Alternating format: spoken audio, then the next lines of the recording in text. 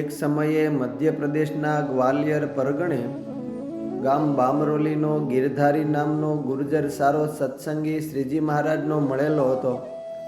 તે પોતાની સ્ત્રી સાથે લઈને પોતાના સાસરેથી તેડીને પોતાના ઘેર આવતા રાત પડી ગઈ. એટલે વચ્ચે કોઈ એક ગામમાં એક રજપૂતના ઘેર બંને જણ રાત્રિ રહ્યા.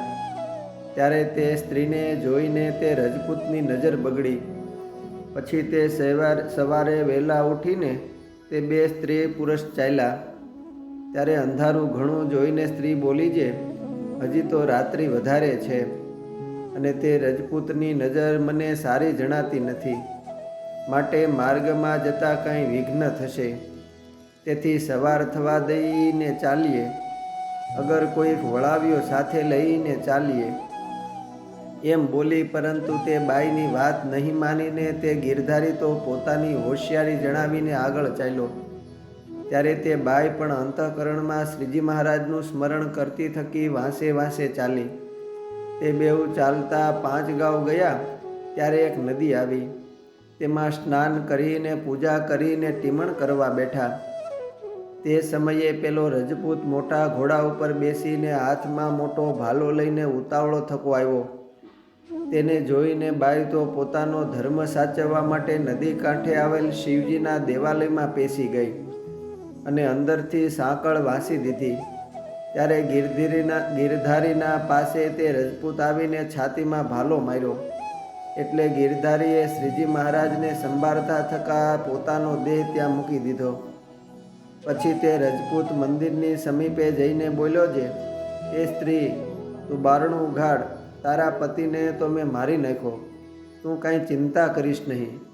તે મહા કઠોર વચન સાંભળીને તે બાઈને અંતઃકરણમાં મહા ત્રાસ ઉત્પન્ન થયો ને બોલી જે, હે શિવજી, હે ભોળાનાથ, હે દયાળુ, આ દુષ્ટે મારા પતિને મારી નાખ્યો. હું તો તમારા શરણે આવી છું અને આ પાપી મારી લાજ લેવા માટે આવ્યો છે. હું તો પતિવ્રતા છું. એવી રીતે રોતી થકી આર્તનાદથી પોતાના ઈષ્ટદેવ ભગવાન સ્વામિનારાયણ તેમનું ઉચ્ચે સ્મરણ કરતા બોલી છે, એ મહારાજ, તમે આ સમયે મારી સહાય કરો, નહીં તો હું જીભ કરડીને મરીશ, પણ મારો પતિવ્રતાનો ધર્મ હું નહીં મૂકું. એ મહારાજ, તમે મારી વિપતની વેળાએ વહેલાસર પધારો. એવી રીતની મહારાજની પ્રાર્થના કરે છે. એટલામાં તો તે બાઈની પ્રાર્થના સાંભળીને મહારાજ ઉતાવળા થકા આવીને તે રજપૂતને મદનો ભરેલો જોઈને તેને મંદિરના થાંભલા સાથે સજ્જડ પથ્થર જેવો કરીને તે બાઈને પોતાનું દર્શન આપીને બોલ્યા છે, તારો પતિ મરી ગયો છે, પરંતુ તેની ઉપર વસ્ત્ર ઓઢાડીને 5 પરિક્રમા અમારું નામ લઈને ફરજે, એટલે નેત્ર ઉઘાડીને તુરત બેઠો થશે. પછી તેના ઘોડા ઉપર બેસીને તમે બંને જણ તમારે ઘેર જજો અને સુખેથી ભજન કરજો.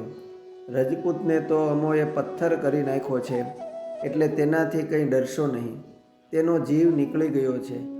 એમ કહીને તે બાઈને વિશ્વાસ આપવા માટે તે સાંકળ પોતે ઉઘાડીને અદૃશ્ય થઈ ગયા. આમ શ્રીજી મહારાજનો પ્રગટ પ્રતાપ જોઈને તે બાઈ આનંદ પામતી થકી બહાર આવીને મહારાજના કહેવા પ્રમાણે પોતાના પતિની ઉપર કપડું ઓઢાડીને સ્વામિનારાયણ સ્વામિનારાયણ એમ મહામંત્રના ઉચ્ચારણ કરતી થકી પરિક્રમા ફરવા લાગી. ત્યારે કેટલોક સમય થયો એટલે તે ગિરધારી આળસ મરડીને બેઠો થયો અને તેણે બાઈને પોતે શ્રીજી મહારાજના અક્ષરધામમાં ગયાની વાત વિસ્તારે કહી. તે સાંભળીને તે બાઈ પણ પોતાની જે રીતે શ્રીજી મહારાજે રક્ષા કરી તે વાત કહી. તે સાંભળીને આનંદ પામતો થકો તે ગિરધારી ઘોડા ઉપર બેસીને પોતાને ગામ ગયા અને પોતાના ગામ જઈને શ્રીહરિના પ્રગટ પ્રણાણીએ વાત સર્વને કહેતા હતા. અસ્તુ. જય સ્વામિનારાયણ. સદગુરુ બ્રહ્માનંદ સ્વામી કૃત શ્રી ઘનશ્યામ બાળ ચરિત્રમાંથી